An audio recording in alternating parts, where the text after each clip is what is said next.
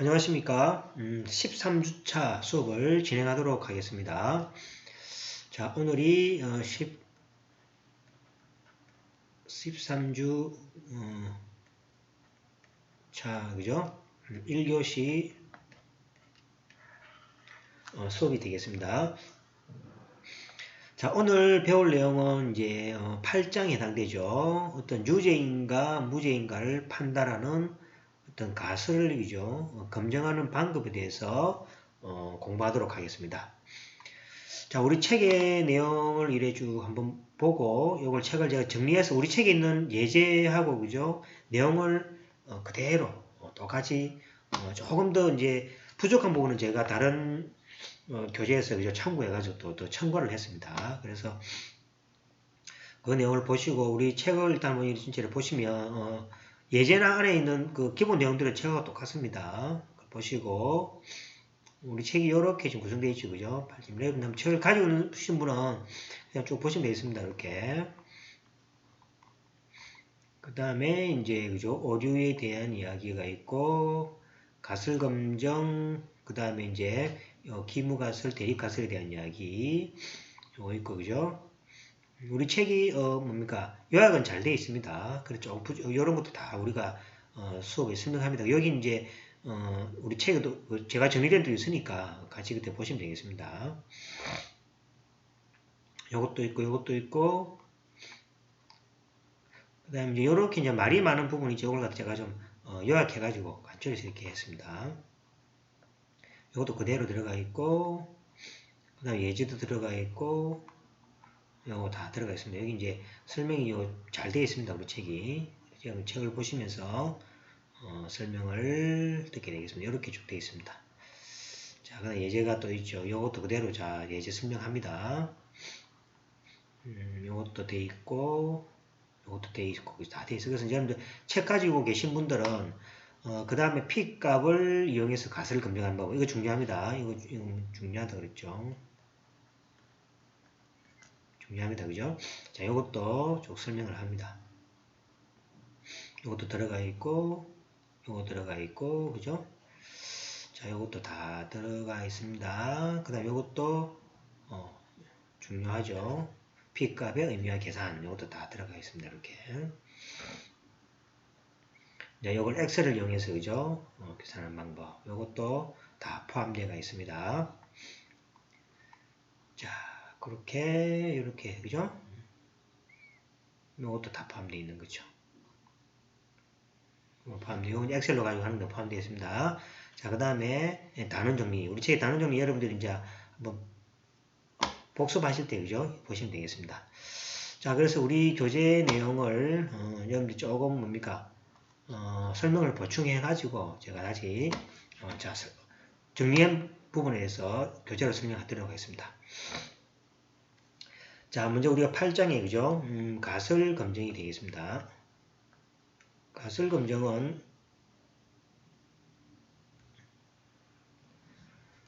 자, 한번 보겠습니다.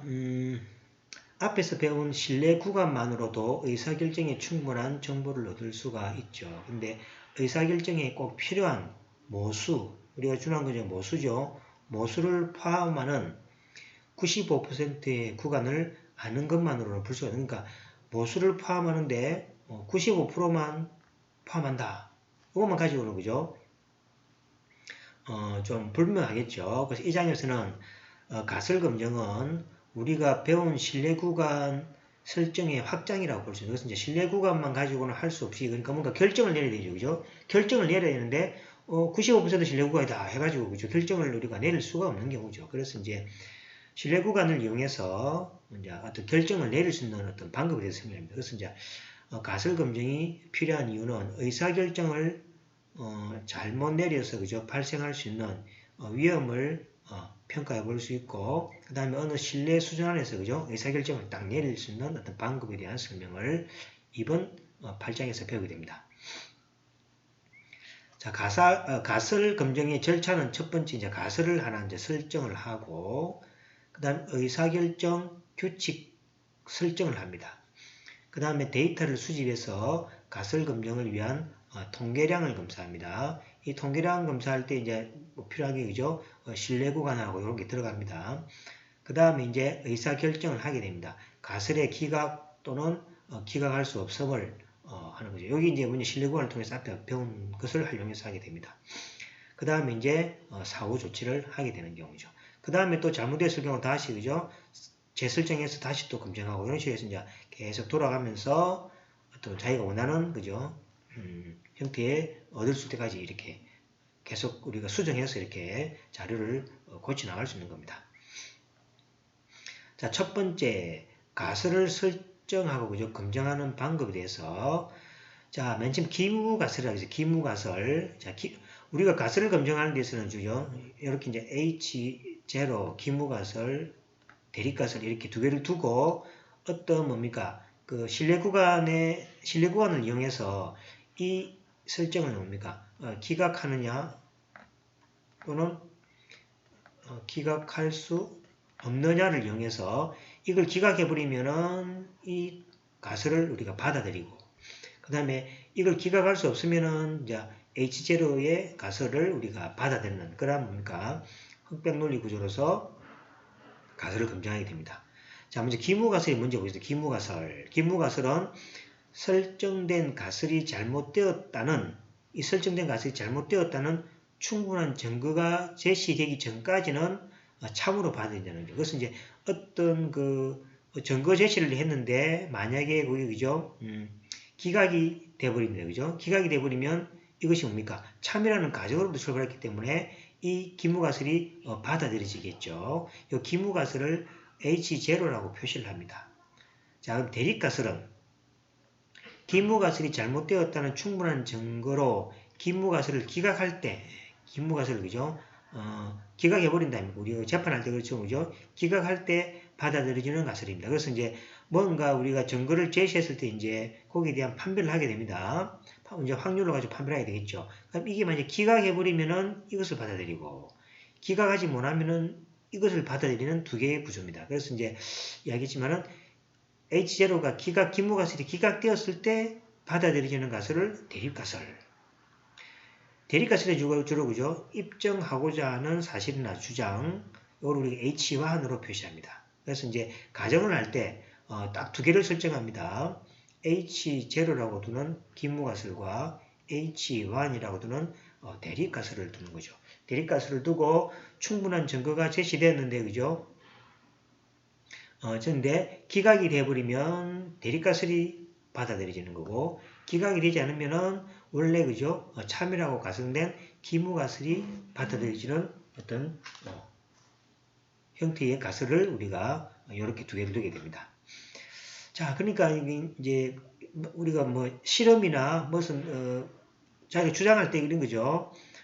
기무가설 쪽에는 변화가 없는 지금의 어떤 사실들, 대립가설은 입증하고자 하는 사실이나 주장입니다. 예를 들어서 이런 거죠. 자기가 그죠 어떤 제품을 생산했는데 이 제품은 기존의 제품보다도 확실하게 차이가 있을 것이다. 그러잖아, 그죠? 그러면 차이가 있을 것이라는 것은 뭡니까? 입증하고자 하는 새로운 사실이죠. 그것을 뭡니까? 대립가설에 두는 거죠. 그 다음에 변화가 없을 것이다. 라는 것을 기무가설에 두고 어떤 뭡니까? 검증 과정을 거쳐가지고 만약에 그것이 기각이 되어버리면은 어찌 됩니까? 이것을 받아들여야 되죠. 그러면은 새로운 사실이 맞구나라고 여기 받아들이고 그렇지 않고 기각이 되지 않으면은 뭡니까? 기존의 사실 그대로 이걸 기무가설을 받아들여야 되는 그러한 상호 배타적인 어떤 주장이 되는 것들이죠. 그래서 상호 배타적인 한상의 주장을 만든다. 여기 바로 그죠? 이런 거죠. 자, 그 다음에 둘 중에 하나의 주장은 반드시 진실이지만 두 주장이 동시에 일어날 수는 없다는 이야기죠. 그래서 이제 요거의 상호 배타적인 형태가 두 개 중에 한 개에서는 그죠? 진실이 되어야 됩니다. 이것도 되고 저것도 되고 이렇게 되면 안 되죠. 그래서 이제 둘 중에 하나는 반드시 진실이지만은 두 주장이 동시에 진실이 될 수 없는 이런 상호 배타적인 주장을 이렇게 두는 거죠. H0를 우리가 기무가설, H1을 대립가설이라고 합니다. 자, 우리가 진실이 뭔지 모르기 때문에 두 주장을 일단은 가설입니다. 그 두 개 중에 한 개는 진실이고 한 개는 거짓이 되겠죠. 그런 경우에 이제 두 주장을 우리가 어느 위치인지 모르지만 가설이라는 거죠. 자, 두 가설 중에서 우리의 관심은 기무가설의 기각 여부를 결정합니다. 그래서 이제 두 개의 가설을 주지만은 우리의 관심은 기무가설이고 기무가설이 만약에 기각이 되면은 뭐가 됩니까? 이것이 받아들여지고 기각이 안 되면은 뭡니까? 이 기무가설이 받아들여지는 그러한 뭡니까? 구조로 이루어지고 있습니다. 우리가 주장하는 이론이 H0라면 이를 기각하고 싶지 않을 것이고 만약에 H0를 기각한다면 대립가설이 맞다고 잠정적으로 결론을 내릴 수가 있게 되는 거죠. 그래서 이것을 다시 설명하면은 H0 기무가설은 현재 상태를 나타내는 가설로 주로 두게 되면 되고 H0는 뭡니까? 대립가설은 뭡니까? 새롭게 보여야 할 주장을 여기에 두게 됩니다. 아시겠죠? 그러니까 뭔가 자기가 주장하고 싶을 때 예를 들어 약품을 개발했다 아닙니까? 이 약품이 만약에 환자에게 주입했을 때 임상실험을 했을 때 효과가 있을 것이다 라는 주장을 어디에 둡니까? H1 대립가설에 두는 거죠. 그 다음에 똑같을 것이다 변화가 없을 것이다 라는 주장은 뭐가 됩니까? 기무가설에 두는 거죠. 그 다음에 이제 검증을 실시합니다. 실시해서 기각이 되어버리면 뭐가 됩니까? 대립가설이 받아들이죠. 그러면 약효가 있구나 라고 받아들여지는 거고 검증이 뭐가 됩니까? 기각이 되지 않으면 어찌 됩니까? 그냥 변화가 없을 것이다. 기무가설을 받아들이게 되는 경우가 요 두 개의 가설에 대한 설정이 되겠습니다. 자, 이해되시죠? 자, 그러면 앞으로 좀 문제를 풀어가다 보면 또 이해가 됩니다. 자, 그러면 자, 가설 검증의 결론. 자, 다시 정리합니다. 가설 검증의 결론으로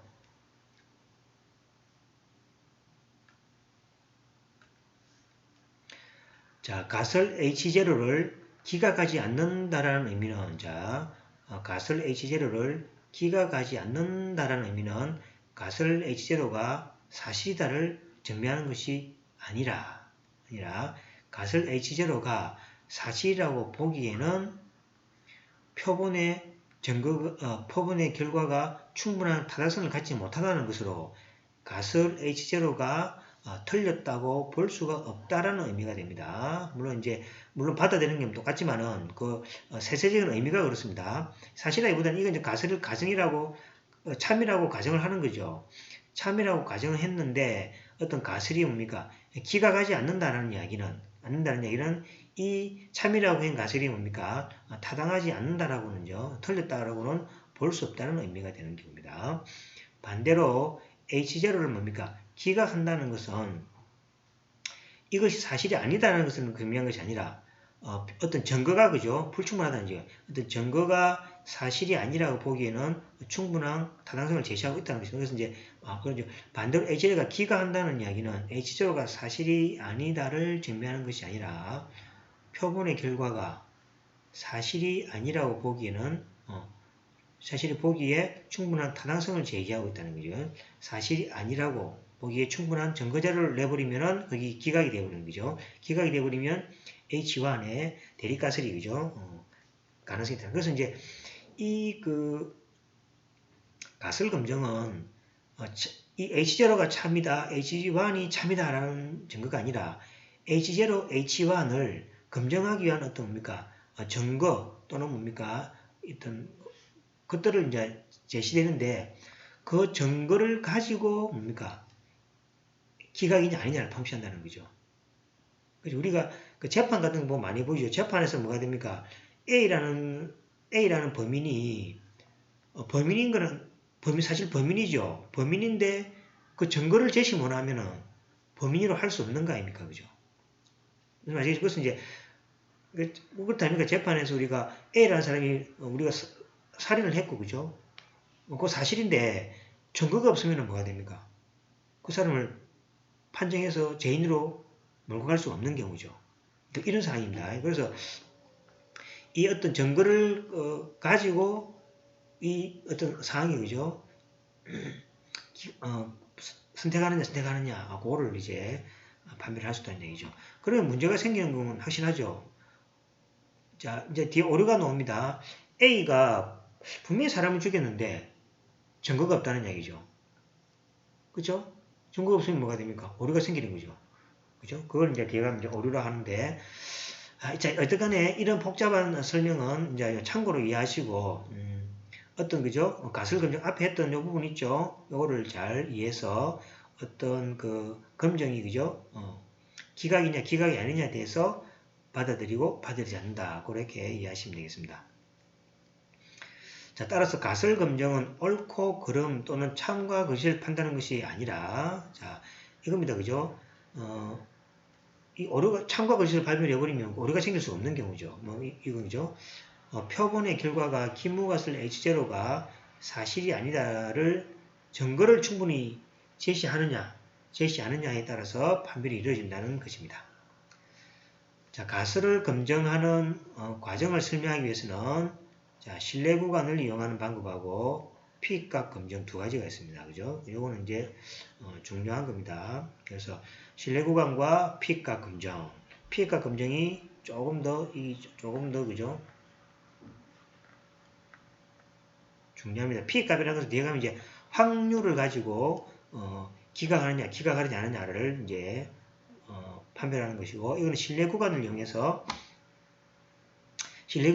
앞에 임계치 우리가 배웠죠. 그죠? 그 임계치 값을 통해서 이제 이것이 신뢰 구간에 포함되면은 기각하지 못하고, 신뢰 구간을 벗어나 버리면 기각해 버리는 그러한 현상을 가지고 검증을 하게 됩니다. 자, 먼저 이제 가설 검증의 이제 사례들을 한번 보도록 하겠습니다. 올해 입사한 신입사원의 평균 연봉이 작년에 입사한 대졸 신입사원의 평균 연봉 1,750만원에 비하여 인상되었다에 대한 과설을 설정하시오. 그죠? 자, 그러면 우리가 뭔가 보이가 오자는 것은 인상되었다라는 걸 보이고 싶어 하는 경우죠. 자, 그거를 대립가설에 둡니다. 그래서 이제 평균 연봉이니까 평균 연봉을 뭡니까? U라고 두는 거죠. U라 두면은 U가 평균 연봉이 1750보다도 크게 되었을 것이다. 라고 이제 그죠? 요거를 뭐가 됩니까? 대립가설에 두고 변화가 없을 것이다. 똑같을 것이다. 라고 이제 기무가설을 둔다는 거죠. 그럼 우리가 이제 신뢰 구간이나 피값 검증을 통해서 이제 검증을 하는 거죠. 검증을 쭉 하게 돼서 만약에 그죠? 여기 중요합니다. 기각을 해버리면은 만약 기각이면 뭐 H0가 기각이면 뭐가 됩니까? H0가 기각이면은 뭡니까? 변화가 있다라는 이야기죠. 그러면 이 H0가 뭡니까? 기각이 되지 않으면은 뭐가? 기각이 되지 않으면 요걸 가설을 참이라고 보는 거죠. 그러면 변화가 없이 똑같다라고 이렇게 판결을 내리게 되겠습니다. 그럼 이제 신뢰 구간과 피해가 검증이 뭔지를 이제 배우게 되겠죠. 그건 나중에 조금 있다가 하도록 하겠습니다. 두 번째로 보겠습니다.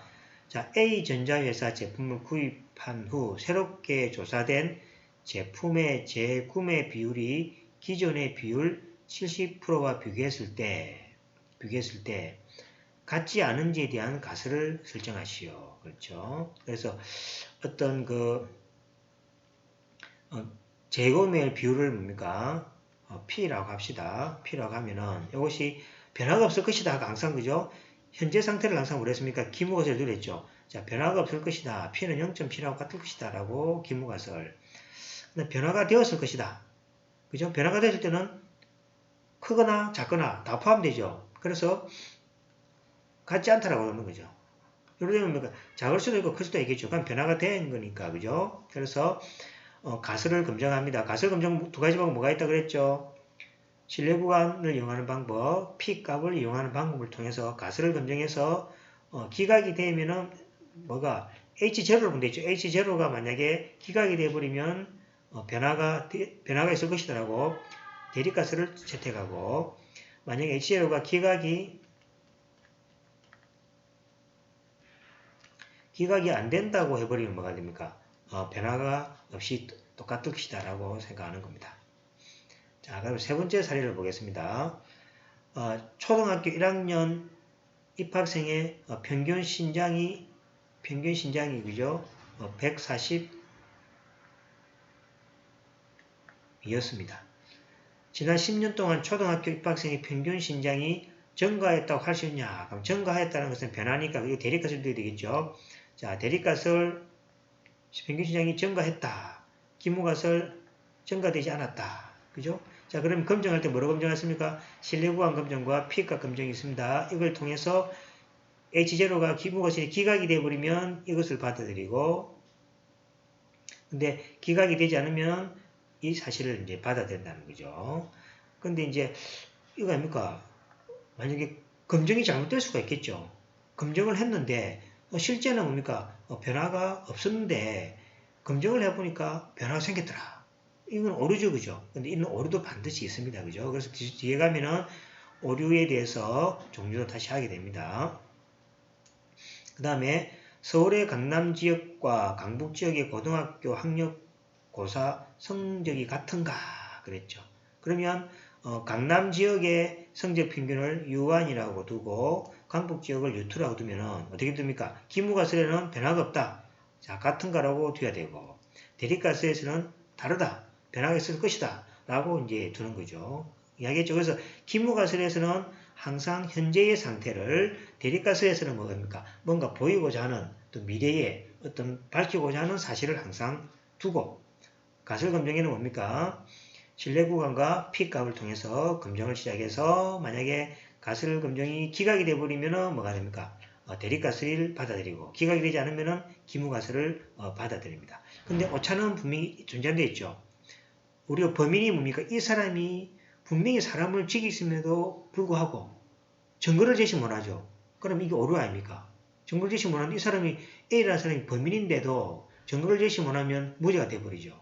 그럴 때 오류가 되는 거죠. 그죠? 그런 식으로 뭡니까? 우리가 가설검증에서도 똑같은 오류가 발생합니다. 이게 사실은 우리가 그 재판 과정에서 하는 거하고 똑같은 원리가 됩니다. 자, 그 다음에 새로운 방법으로 제작된 자동차 타이어의 평균 수명이 종래 방법에 제작된 타이어보다도 더 길다고, 그죠? 생각하느냐라는 이야기죠. 그래서 이제 새로운 방법으로 제시된 타이어를, 그죠? 이걸 갖다가 U2라고 해버리고 기존의 방법을 U1이라고 해버리면 되겠죠. 했을 때 이제 기무가설은 뭐가 됩니까? 변화가 없을 것이다. 기무가설은 변화가 없을 것이다. 이렇게 두는 거죠. 그 다음 대립가설은 뭡니까? 새롭게 만든 것이, 그죠? 아무래도 좀 더 좋을 것이다. 라고 두는 거죠. 이렇게 항상 두고 이제 검증을 시작하면 되겠습니다. 자, 그러면 이제, 그죠? 우리가 기무가설, 대립가설을 이제 두는 방법은 이제 이해되셨죠? 그죠? 그래서 이제 어떤, 사실이 서로 대립되는 사실이죠. 그것들을 뭐는 기무가설이고 뭐는 대립가설이고 이제 두는 방법에 대해서는 우리가 쭉 배웠으니까 이 방법을 통해서 이제 두면 되겠습니다. 자, 그 다음에 우리가 배워야 될 게 뭡니까? 신뢰구간하고 이제 피해가 검증에 대한 이제 검증 방법만 우리가 배우면 되겠습니다. 자, 기타 가설 설정용입니다. 우리의 법률 체계는 검사가 수집한 정보가, 검사가 항상 수집하죠. 정보는 이제 증거 자료죠. 가정을 기각할 정도로 확실하지 않는 한 피해자는 무죄라고 간주하는 무죄 추정의 원칙이 성립하죠. 자, 그 법원에서 하는 거죠. 그 판별하는 방법이 우리의 방법하고 똑같은 가설검증 방법입니다. 형사재판에서 가설은 다음과 같죠. 자, H는 일단은 피해자가 뭡니까? 무죄라고 일단은 뭡니까? 추정을 하죠. 그 다음에 대립가설은 뭡니까? 피해자는 유죄라고 주장하는 거죠. 그 다음 검사가 막 이제 증거를 제시할 거 아닙니까? 그 증거가 뭡니까? 기각되지 않고 받아들이는 거죠. 그러면 뭐가 됩니까? 이 사람은 증거자료 수집은 정보가 있겠죠. 기각이 되어버리죠. 기각이 되어버리면 이 사람은 요 과정이 그죠. 여기 이제 기각이 되어버리면 요 사람은 피해자는 이제 유죄가 되는 경우고 기각이 되지 않고 않으면 그죠. 무죄가 되는 경우입니다. 그래서 피해자의 피의자죠, 그죠? 피의자의 무죄, 피해자의 유죄에 대해서 하는 방법은 앞에하고 똑같다는 방법이죠. 그래서 무죄 추정의 원칙입니다. 그 다음에 도핑 테스트는 선수의 소변 혹은 혈액 표본이 양성 반응을 보이기 전에 일단 금지된 약물을 복용하지 않았다고 한다는 거죠. 그래서 증거가 나오기 전까지는 항상 뭐가 됩니까? 무죄를 주장하는 거죠. 그래서 약물 실험에서 보시면은 자, 올림픽 출전 선수에 대한 약물 복용 여부를 테스트할 때 가설은 선수가 규범을 준수하고 있다고 설정하고 그 가설은 다음과 같습니다. 자, 이게 기무가설이죠. 금지 약물을 복용하지 않았다고 일단은 먼저 기무가설을 두는 거죠. 그 다음에 금지 약물을 복용했다고 이렇게 두는 거죠. 자, 그러면 약물 복용이죠. 양성 반응이 나온 거죠. 양성 반응이 보면 뭐가 됩니까? 양성 반응이 나오면 뭐가 됩니까? 금지 약물을 복용. 그렇지 않으면 뭐가 됩니까? 금지 약물을 복용하지 않으면 되겠죠. 그래서 이제 요 두 개의 가설을 이렇게 이제 둔다는 거죠. 그러니까 이야기했죠. 현재의 상태,